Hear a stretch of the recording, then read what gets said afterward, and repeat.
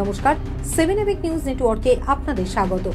এই মুহূর্তে যে ভগ্নপ্রায় বাড়ির ছবিটা দেখছেন সেটি একটি সরকারি পাঠাগার।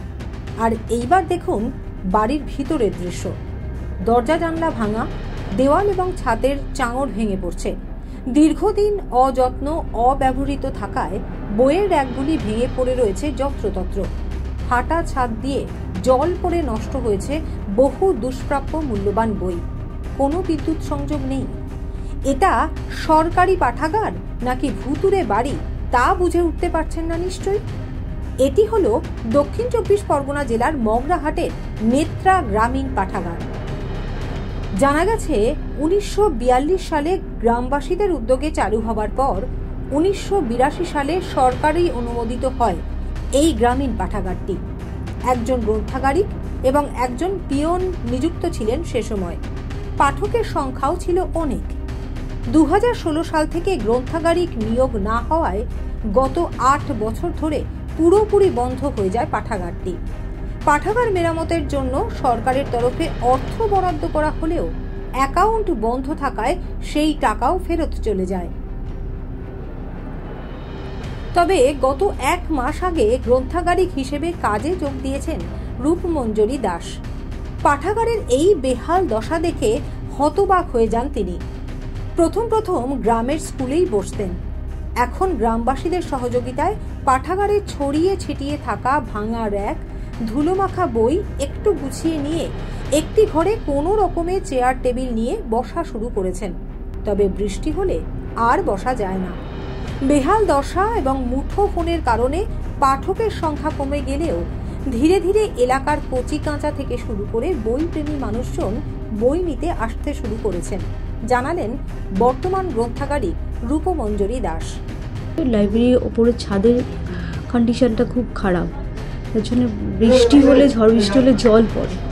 এই জন্য আরোই বিশেষ করে বইগুলো যেগুলো দেওয়ালের দিকে রয়েছে সেগুলো জল পড়ে একেবারেই নষ্ট হয়ে গেছে।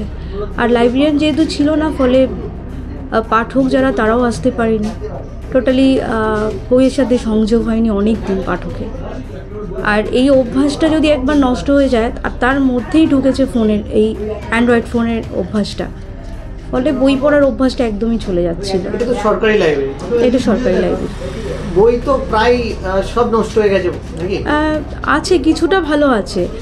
যেগুলো একটু ভেতরের দিকে আছে ওই দেওয়ালের সাইডে, ওগুলো একটু নষ্ট হয়েছে। আদারওয়াইজ বাইরের দিকে যেগুলো আছে ভালো আছে। বিল্ডিংটার এটার অনেক দিন ধরেই চেষ্টা করা হচ্ছে ভালো করার। এটার জন্য অনেকবার ডিএল অফিসে অ্যাপ্লিকেশন দেওয়া হয়েছে। ওনারাও এটা নিয়ে চিন্তাভাবনা করেছিলেন, বাট তখন যেহেতু লাইব্রেরিয়ান ছিলেন না, কোনো লাইব্রেরিয়ান ছিলেন না, তাই এটার জন্য কিছু এসছিল, মানে এখানকার টাকা পয়সা ওনারাও পাঠিয়েছিলেন লাইব্রেরি নতুন করে করার জন্য, বাট লাইব্রেরিয়ান ছিল না বলে টাকাটা ফেরত চলে যায়। সেই জন্য সমস্যা হচ্ছে আপনাদের এখানে। এখন যেটা সমস্যা হচ্ছে, এখানে কন্টিনিউ যে লাইব্রেরির যে চার্জিং ডিসচার্জিং সিস্টেমটা, এটা কন্টিনিউ করাটা সবথেকে বড় প্রবলেম হয়ে গেছে। আর দ্বিতীয়ত, যেহেতু একটু কাজ করালে ভালো হয়, যেহেতু এখানে দরজা জানলাগুলো একদম ওপেন রয়েছে, ফলে এভাবে রিস্ক থেকে চাঙড় ভেঙে পড়ছে ছাদে। হ্যাঁ, সেটা একটু পড়ে। আপনি বসতে পারেন এখানে? হ্যাঁ, এই জায়গাটা এখন আপাতত বসা যাচ্ছে, বসছি। জানি না কতদিন বসতে পারবো এইভাবে। সাধারণ মানুষ আসে এবারে এই পরিবেশটা রয়েছে, মানে এখানে অনেক ভালো পাঠক ছিল। মানে আগে দেখেছি আমি খাতাগুলো খুলে যে প্রায় 600-700-800-র উপর পাঠক ছিল, এখনও আছে। তারা চায় বই পড়তে, আসে। সেই পরিবেশটা নেই। বই নিয়ে যায়, কিন্তু বসে পড়ার সেই কন্ডিশনটা নেই। বই নিয়ে যায়। পাঠাগারটির মেরামতের বিষয় নিয়ে কথা বলা হয়েছিল ডায়মন্ড হারবার 1 নম্বর ব্লকের বিডিও শেখ দিন মোহাম্মদের সাথে।